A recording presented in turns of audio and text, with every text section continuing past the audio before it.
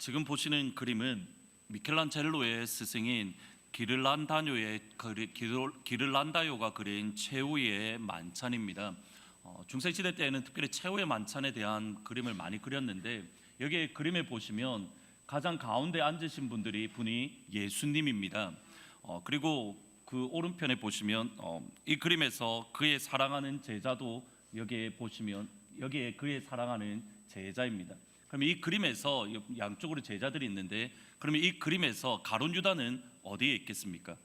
바로 예수님 맞은편에 고양이가 그려져 있는데, 중세시대 때 고양이는 혹시 고양이 키우시는 분 계신지 모르겠는데 배신, 배반을 뜻한다라고 합니다. 그래서 그 고양이 그 옆에 그려져 있는 이 사람이 바로 가룟 유다입니다. 그 다음 지금 두 번째 보시는 그림은 저희들이 잘 아는 레오나르도 다빈치가 그린 최후의 만찬입니다. 이 그림에 또 보시면 역시 예수님께서 중앙에 계시고 그 바로 옆에 있는 이 사람이 예수님의 사랑하시는 제자 요한입니다. 그러면 이 그림에서는 가룟 유다는 어디에 있을까요? 가룟 유다는 요한 바로 여기에 보면 이 사람이 베드로인데 목을 딱 내밀어서 요한하고 이야기하는 이 사람이 가룟 유다입니다. 최후의 만찬 레오나르도 다빈치는 다른 사람들과는 다르게 사실은 그 당시에 많은 그림들을 보면 가룟 유다를 제자들과 분리해서 그렸는데, 다빈치만은 제자들 사이에 가룟 유다를 그려 넣었습니다. 혹자는 이것에 대해서 다빈치가 무엇을 말하고자 했냐면, 예수님을 배반하는 사람, 곧 예수님을 배반하고 예수님을 파는 사람이 제자들, 곧 예수 믿는 사람들 중에 어느 누구라도 예수님을 배반할 수 있고 예수님을 은30에 팔 수 있다라는 것을 다빈치가 말하려 했다라고 설명한 것을 보았습니다. 이 두 그림을 계속적으로 보면서 제가 궁금했던 것이, 예수님을 중심으로 제자들이 식탁에 실제로 어떤 순서로 앉았을까라는 그 생각이 문득 들었습니다. 이것은 모두 다 이 두 그림은 모두 다 작가가 생각 속에서 그렸던 그림인데, 과연 예수님 당시에 진짜 예수님 주위에 누가 앉았을까라는 궁금증이 가지게 되었는데, 이유가 뭐냐면 예수님 당시에는 이렇게 U자형으로 좌석을 앉았는데, 가장 중앙에는 여기 보시는 그림처럼 항상 제일 중요한 사람 또는 그 만찬을 호스트한 주인이 가장 중간에 앉습니다. 그리고 학자에 따라서 이렇게 조금 의견은 다르지만 일반적으로 중앙에 앉아 있는 사람을 중심으로 왼쪽에는 가장 중요한 사람이 앉고, 그리고 오른쪽에는 두 번째로 중요한 사람, 그러니까 가운데 앉은 사람이 가장 중요하고 왼쪽에 앉은 사람이 두 번째, 그 다음 오른쪽에 앉은 사람이 세 번째로 중요하다라고 이야기를 그렇게 중요합니다. 식사는 어떻게 했냐면, 이렇게 왼쪽 팔은 이렇게 식탁에 걸쳐 앉고 다리는 밖으로 내밀고 오른손으로 밥을 이렇게 먹었습니다. 이 그림을 한번 연결을 한번 해보실 필요가 있습니다. 가장 중앙에 제일 중요한 사람, 양쪽으로 점점점 중요한 사람, 그 다음 중요한 사람들이 앉고, 자리는 왼쪽은 식탁에 기대고 다리는 바깥으로 뻗고 오른손으로 밥을 먹었습니다. 이 그림을 기억을 하면 예수님의 제자 사도 요한과 그리고 가룟 유다가 어디에 있었는지 대략 그림이 그려집니다. 한번 제가 드렸던 질문과 함께 이 말씀을 한번 읽어 보시겠습니다. 그가 예수의 가슴에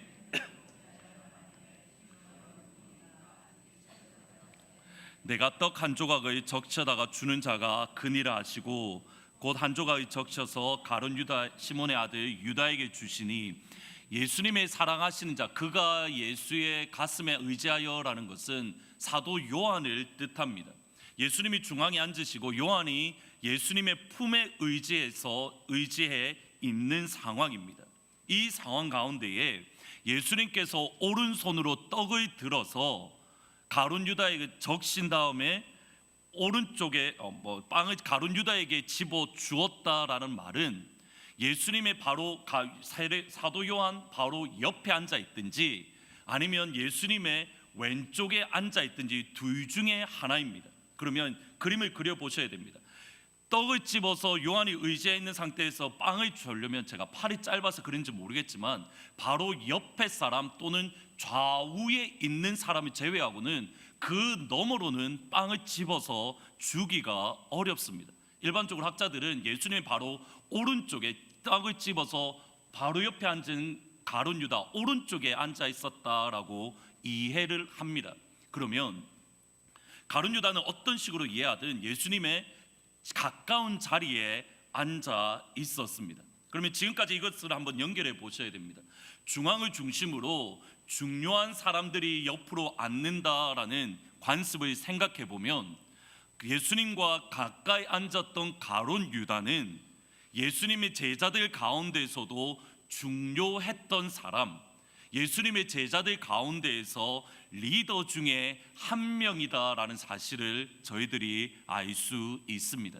실제로 오늘 본문 말씀에 보시면 가룟 유다는 다른 제자들에게 전적인 신뢰를 받고 있었습니다. 예수님이 마지막 만찬 때에 심령이 너무 괴로워서 제자들 중 한 명이 예수님을 팔 것이다, 나를 배반할 것이다 라고 말씀을 하십니다. 이 말씀을 들은 제자들이 깜짝 놀라며 당황했습니다. 22절에 보면 저희들의 번역에는 이 말씀을 하시는지 의심했다라고 되어 있습니다. 여기서 의심하다라는 말은 혼동스러운 상태, confused mind 이런 의미 또는 당황하다라는 뜻입니다.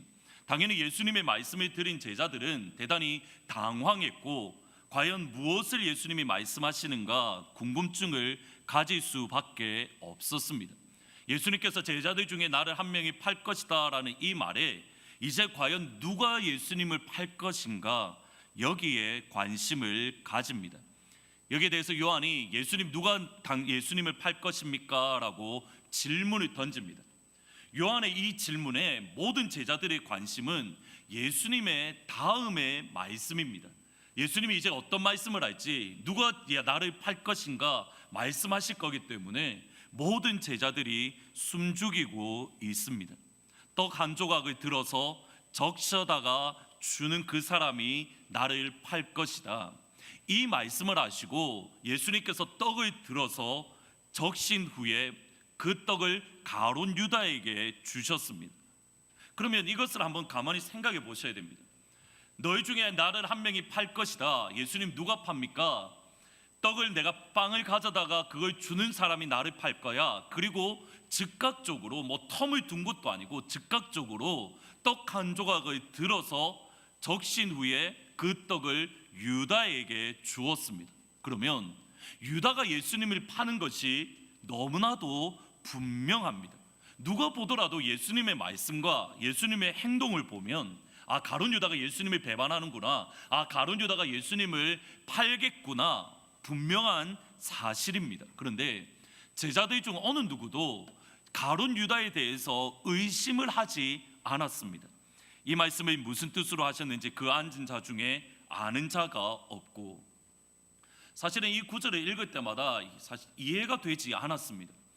분명히 예수님께서 말씀을 하셨는데 가룟 유다라는 이름만 말하지 않았을 뿐이지, 분명히 가룟 유다가 나를 팔 것이다 라고 지목을 하셨는데 왜 제자들은 가룟 유다를 의심하지 않았을까? 저는 사실 그것이 대단히 큰 의문이었습니다.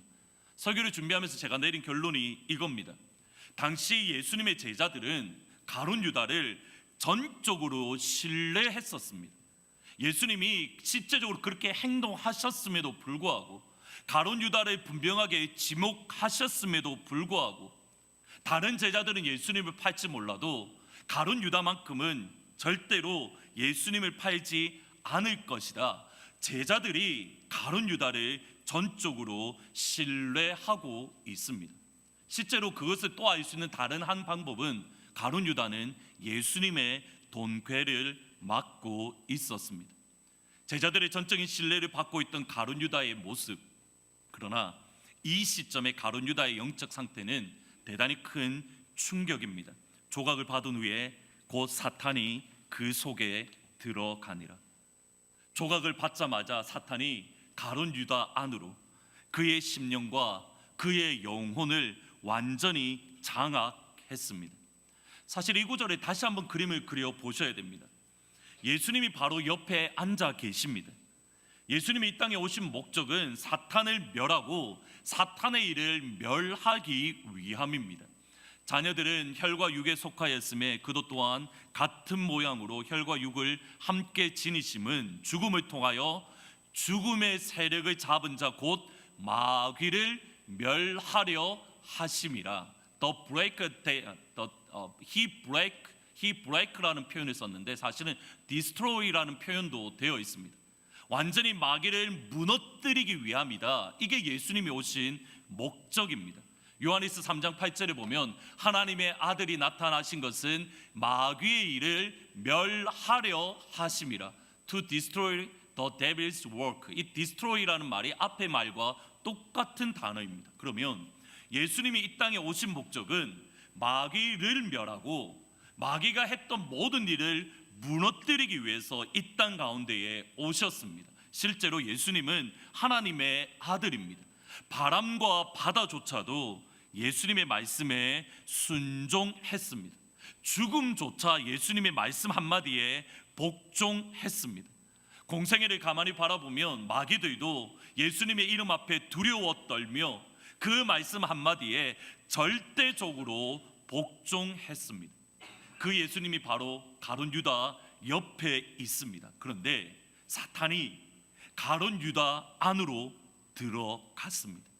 예수님께서 함께 계시고 예수님과 함께 제자 훈련을 받고 예수님과 함께 동행했던 예수님의 제자 가룟 유다에게 마귀가 들어가서 마귀의 일을 하고 있습니다. 다빈치의 그림이 말하고자 했던 바가 바로 이것입니다. 제가 목사이기에 마귀가 제 안으로 결코 들어올 수 없다, 성경은 그렇게 말하지 않습니다. 어쩌면 제가 목사이기 때문에 이 자리에 계신 어느 누구들보다 제가 마귀 앞잡이 노릇을 더 할 수 있습니다. 교회 안에 있다고 우리가 마귀로부터 또는 죄로부터 자유로운 것이 결코 아닙니다. 예수님과 3년 동안 함께했던 가룟 유다, 예수님이 바로 옆에 계셨던 그 가룟 유다가 가운데에 마귀가 들어가고 그 가룟 유다가 예수님을 배반했다면 저를 포함한 이 자리에 계신 모든 성도님들 역시 예수님을 배반할 수 있고 나아가 마귀가 우리 안에 들어와 우리 영혼을 장악할 수 있습니다. 그러기에 가룟 유다가 여기까지 지나왔던 신앙의 여정, 예수님과 함께했던 3년의 여정을 잠시 살펴보는 것은 대단히 큰 유익이 있을 줄 압니다. 먼저 가룟 유다는 예수님을 배반했던 첫 시작 또는 마귀가 가룟 유다 안으로 들어가기 시작한 첫 시작점은 저는 이렇게 표현을 합니다. 좀도둑의 단계입니다. 한번 말씀 같이 한번 읽어 보시겠습니다. 제자 중 하나로서 예수를 잡아줄 가룟 유다가 말하되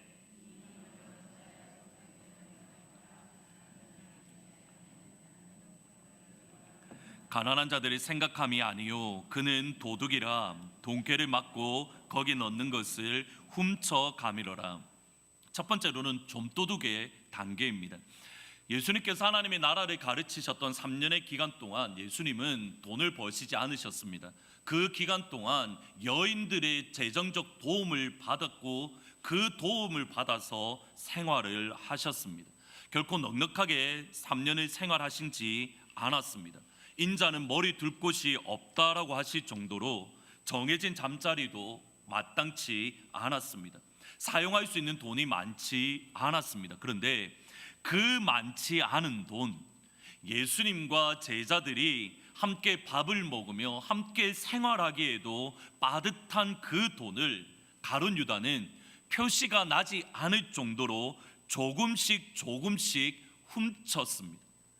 표시가 나지 안 그래도 작은 돈을 표시 나지 않을 정도로 자기 자신을 위해서 사용하기 시작했습니다. 여기에 보시면 He used to help himself라고 번역을 합니다.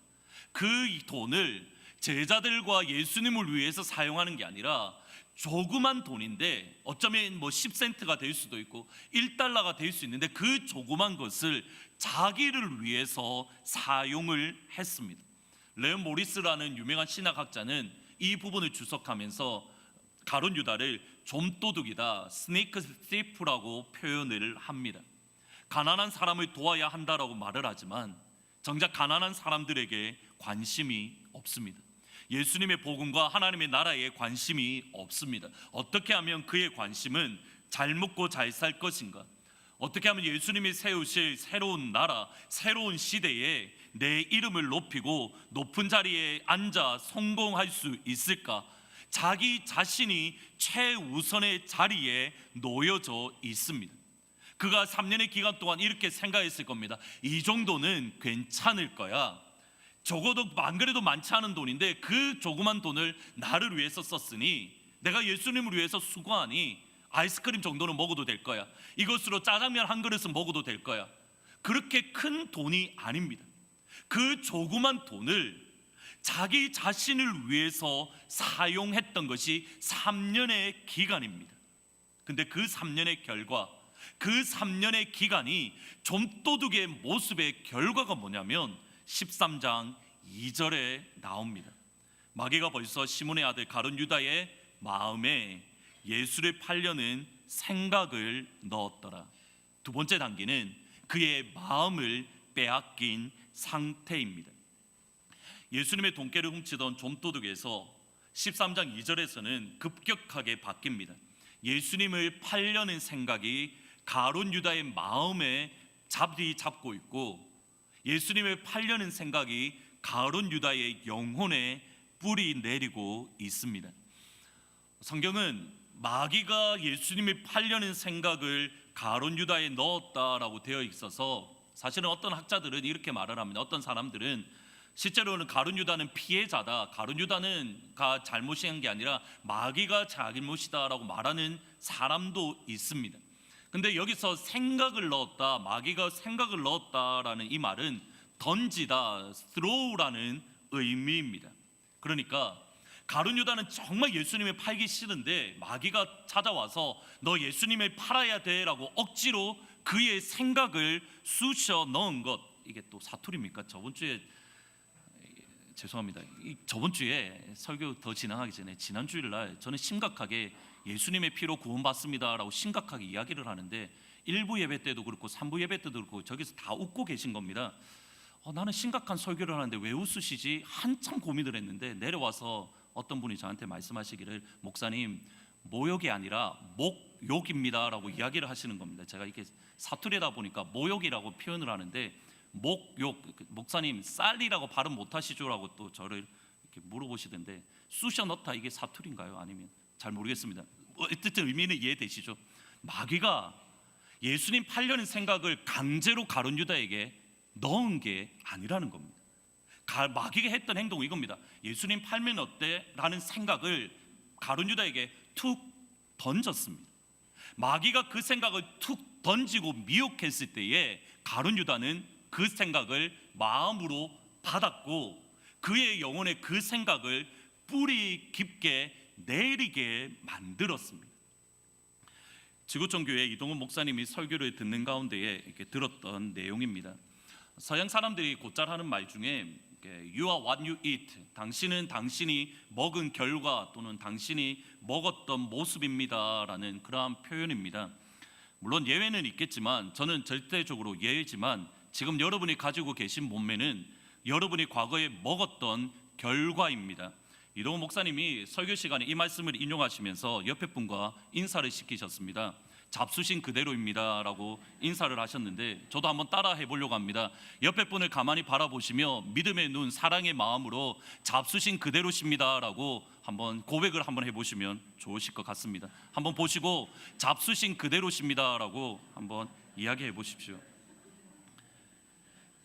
잡수신 그대로십니다 라는 이 말이 우리 몸에도 해당되는 말이지만 우리 영혼에도 해당되는 말입니다.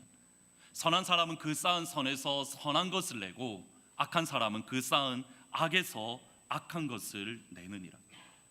우리가 영혼을 위해서 지금 우리가 무엇을 먹고 있는가, 지금 우리가 우리 영혼을 위해서 무엇을 쌓고 있는가에 따라서 우리의 모습이 결정되는 겁니다. 만약 우리가 선한 말을 하고 선한 것을 쌓고 선한 생각을 우리 심령 가운데 쌓고 있다면 우리 가운데 선한 말이 나오고 선한 행동을 하게 되어 있습니다. 이유는 선한 것을 우리 영혼 가운데에 쌓고 있기 때문입니다. 악한 사람은 그 쌓았던 악에서 악한 말을 하고 악한 행동을 하고 악한 모습을 보입니다. 지금 이 시간 우리 영혼을 위해서 무엇을 먹고 있는가? 우리 영혼이라는 창고에 무엇을 쌓고 있는가? 이 질문에 대한 답이 여러분의 존재를 다르게 하는 내용입니다. 마틴 루터가 했던 유명한 말이 있습니다. 새가 머리 위로 날아가는 것을 막을 수는 없지만 새가 내 머리에 둥지 터는 것은 막을 수 있습니다. 새가 날아가는 것은 막을 수 없지만 그것은 내 어쩌면 능력 밖이지만 새가 내 머리에 둥지 터는 것은 막을 수 있습니다. 사람이기에 잘못된 생각을 가질 수 있습니다. 사람이기에 우리가 돈을 좋아한다라는 생각을 가질 수도 있고, 사람이기에 좋은 명성을 얻고자, 사람이기에 편안한 생각을 가지고자 주일날 교회 아닌 다른 곳에 가고자 하는 생각들이 우리 가운데 스칠 때가 있습니다. 그러나 그러한 세상적인 생각, 믿음적이 않은 생각, 불신앙의 생각들이 우리 영혼 가운데에 채우도록, 그 불신앙적인 생각들이 우리 영혼 가운데에 뿌리 내리도록 내버려 두면 안 되는 겁니다. 그 생각들이 쌓이고 쌓이면 그것이 우리의 인격이 되기 때문입니다. 죄인이며 죄의 영향을 받기 때문에 죄된 생각을 가질 수 있습니다. 그러나 그 죄된 생각이 우리 영혼을 붙잡도록, 그 죄악된 생각이 우리 심령 가운데 뿌리 내리지 않게 저와 여러분은 막을 수 있습니다. 가인을 향하여 하나님께서 하셨던 말씀이 이겁니다. 죄의 소원은 너에게 있으나 너는 죄를 다스릴지니라. 예수 믿는 저와 여러분에게는 죄된 생각이 지나갈 수 있지만 그 죄된 것을 물리칠 수 있는 능력이 있습니다. 마틴 루터가 위대한 것은 그가 죄된 생각을 한 번도 하지 않았기 때문이 아닙니다. 그 역시 죄된 생각도 가졌습니다. 그의 전기를 가만히 읽어보면 그 역시 좌절하고 실망하고 심지어는 우울증이라고 말할 정도로 그가 넘어졌던 시간들이 있습니다. 그 역시 불신앙적인 생각, 불신앙적인 마음으로 가득 찼던 적들이 있습니다. 그런데 루터가 위대한 것은, 하나님의 사람이라는 것은 불신앙적인 생각이 들어올 때에 그것이 내 영혼을 사로잡도록 내버려 두지 않았다라는 겁니다. 내 영혼을 짓누르는 하나님의 능력을 부인하고 하나님의 살아계심을 거절하는 잘못된 생각이 들어올 때에 그 잘못된 생각이 내 영혼을 사로잡도록 내버려 두지 않은 것이 마틴 루터의 모습이었습니다. 넬슨 만델라라는 사람은 잘 아시다시피 어파르테헤이트라는 인종차별이라는 것에 저항하고 투쟁하다가 27년 동안 감옥에 갇혔습니다. 그리고 1990년에 감옥에 나온 후에 94년에 남아프리카 공화국 최초의 흑인 대통령이 되었습니다. 근데 이 사람이 대통령 취임식을 할 때에 사실은 세계의 많은 사람들이 깜짝 놀랐습니다. 취임식에 내빈 손님을 초대했는데 3명의 교도관이 있었습니다. 근데 이 3명의 교도관은 누구였냐면 27년의 감옥을 하는 가운데에 만델라를 가장 감옥에서 괴롭혔던 사람, 거짓말로 보고해서 만델라가 계속 감옥에 있고 더 안 좋은 상황 가운데에 빠지게 만들었던, 그를 가장 괴롭혔던 3명의 교도관을 자기의 대통령의 취임식에 그들을 초대했습니다. 빌 클린턴 역시 이 사실을 분명히 알고 있었습니다. 그래서 넬슨 만델라와 정상회담을 하는 가운데에 그 사람들이 믿지 않았습니까? 당신을 괴롭혔던 사람이 미워하지 않았습니까? 라고 질문을 했는데 만델라가 했던 말이 이겁니다. 예, 물론 미워했지요. 아주 오랫동안 미워했습니다. 그 사람들은 내 삶에서 가장 좋은 시절, the best years of my life, 내 삶에 있어서 가장 좋았던 시간들을 빼앗아갔습니다. 나를 육체적으로 정신적으로 학대했습니다. 나는 아이들이 자라나는 것을 보지 못했습니다. 나는 그들을 증오했습니다. 그러던 어느 날 채석장에서 바위에 망치질을 하다가 내가 이미 모든 것을 빼앗긴 것, 모든 것을 가져간 것을 알았습니다. 나의 마음과 나의 영혼을 제외하고요. 내 허락 없이 가져갈 수 없는 것들만 남겨졌습니다. 그 다음 표현을 보셔야 됩니다. 나는 그것만은 내주지 않기로 결심했습니다. 대통령, 당신도 그렇게 하셔야 됩니다. 클린턴이 다시 질문을 했습니다. 감옥에 나올 때에 다시 증오가 일어나지 않았습니까? 그랬습니다. 잠시 동안 증오했습니다. 그러다가 이렇게 생각했습니다. 이 사람들은 나를 27년 동안 가두었다. 만약 내가 그들을 증오한다면 나는 계속 갇혀 있는 것이나 다름없다. 나는 자유롭고 싶었습니다. 그래서 털어버렸습니다. 당신도 그러해야 합니다. 만델라가 위대했던 것은, 만델라가 세계의 지도자로 설 수 있었던 것은 그 역시 똑같은 미움을 가졌습니다. 나를 괴롭히고 나를 힘들게 하고 나를 억울하게 하는데 어찌 미움이 없겠습니까? 근데 그가 위대했던 것은 그 미움이 그의 영혼에 뿌리 박히지 않게, 그의 영혼이 마음 가운데에 미움과 증오가 가득하지 않게 그가 결심했다라는 겁니다. 내 영혼과 내 마음만은 미움에 내어주지 않고 내 영혼과 내 마음만은 증오에 빼앗기지 않겠다라는 결심을 그가 했던 것, 그의 마음을 지켰던 것, 이것이 만델라가 위대했던 이유입니다. 같이 한번 이 말씀을 읽어 보시겠습니다. 모든 지킬 만한 것 중에 더욱 내 마음을 지키라. 생명의 근원이 이에서 남이니라. 마음을 지키라. 생명의 근원이 이에서 남이니라. 저 역시 마음을 지키는 게 너무 힘듭니다. 이 마음을 지키기 위해서 저 역시 수없이 많은 스트러글을 하고 저 자신을 처소 복종하려고 수없이 노력합니다. 이유는 간단합니다. 가만 내버려 두면, 우리의 영혼은 가만 내버려 두면 악한 생각이 우리 심령 가운데 뿌리 박히기 때문입니다. 우리의 가장 약점을 마귀가 잘 알고 있습니다. 그 가운데에 생각들을 하나만 툭 던져 놓아도 그 생각이 내 영혼에 뿌리 내려서 내 심령 가운데에 가득 채워지기 때문입니다. 우리가 우리의 마음을 지키지 못한다면, 마귀가 던져놓는 생각을 물리치지 않는다면 그 마지막 결과가 13장 26절입니다. 예수께서 대답하시되 내가 떡 한 조각을 적셔다가 주는 자가 그니라 하시고 곧 한 조각을 적셔서 가룟 시몬의 아들 유다에게 주시니 조각을 받아놓고 사탄이 그 속에 들어간지라. 예수님께서 떡 한 조각을 적셔서 주셨습니다. 이게 적시다라는 거는 뭐 초 같은 거에 이렇게, 그 당시 빵은 이렇게 그냥 아무 맛이 없기 때문에 그냥 이렇게 간을 위해서 뭐 소금이나 이런 것에 물을 타라서 거기에 찍어서 이렇게 먹었습니다. 근데 떡을 물에 찍어서 상대방에 주었다라는 것은 이런 의미입니다. 내가 당신을 정말 존경합니다. 내가 당신을 진심으로 사랑합니다. 내가 당신을 정말 내 마음속에 깊이 두고 있습니다. 예수님이 가룟 유다의 마지막 순간까지 떡을 들어서 찍어서 가룟 유다에게 주었다라는 것은 마지막 그 시간까지 가룟 유다가 돌아오기를 기다리고 계셨습니다. 어쩌면 이 시점에 가룟 유다의 마음에는 이런 생각이 있었는지 모릅니다.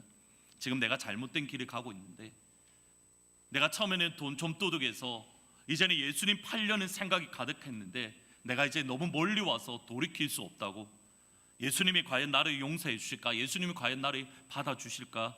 너무 늦지는 않은 건가?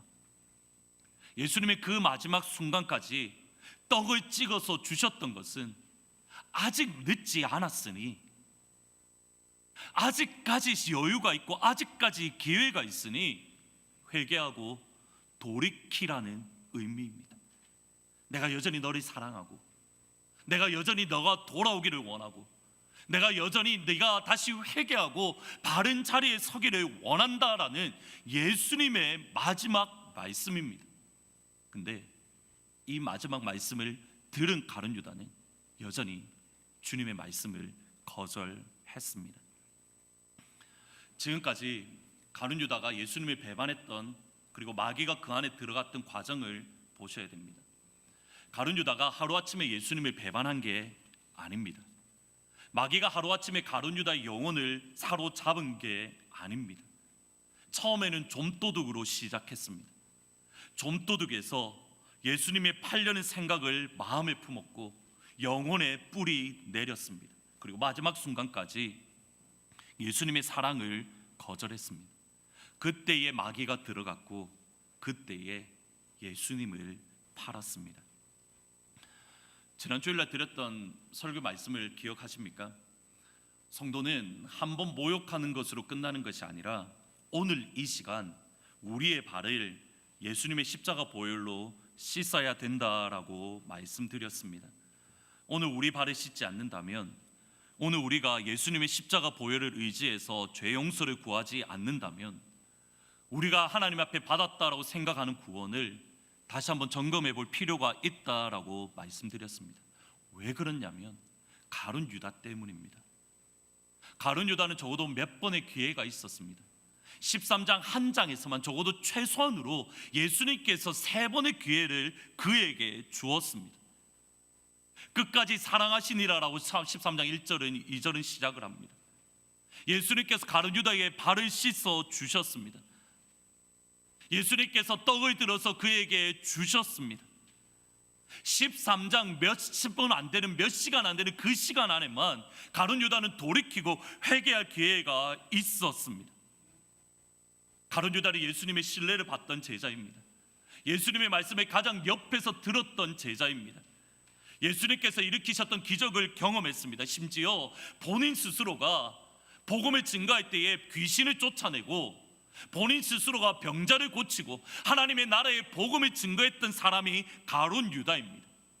그럼에도 아주 조그만 것에서부터 오늘 이 시간 회개하는 모습을 조그만 것에서 가지지 아니하니 이 정도는 괜찮겠지, 이 정도는 하나님이 봐주실 거야, 이 정도는 천국에 들어가는데 아무 지장 없어, 우리가 생각하는 그 조그만 것이 자라서 예수님을 팔려는 생각이 되었고 마침내 마귀가 그 속에 들어갔습니다.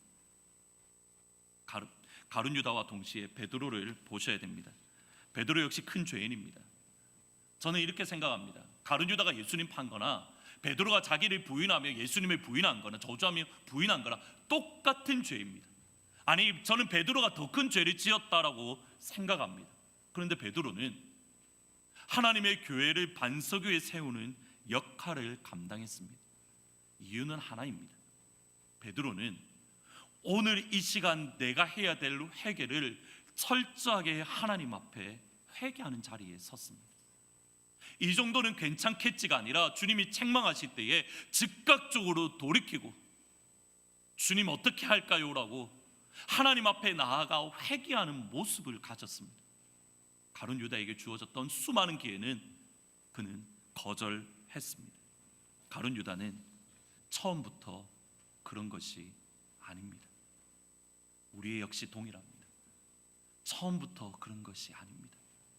오늘 이 시간 우리에게 주어진 기회 속에서 주님, 나를 다시 한번 불쌍히 여겨주시고 내 속에 자꾸 잘못된 생각들이 들어올 때에 주님의 보혈로 덮으시고 정결하게 해주십시오라고 다시 한번 주님 앞에 서는 귀한 은혜가 있기를 주님의 이름으로 축복합니다.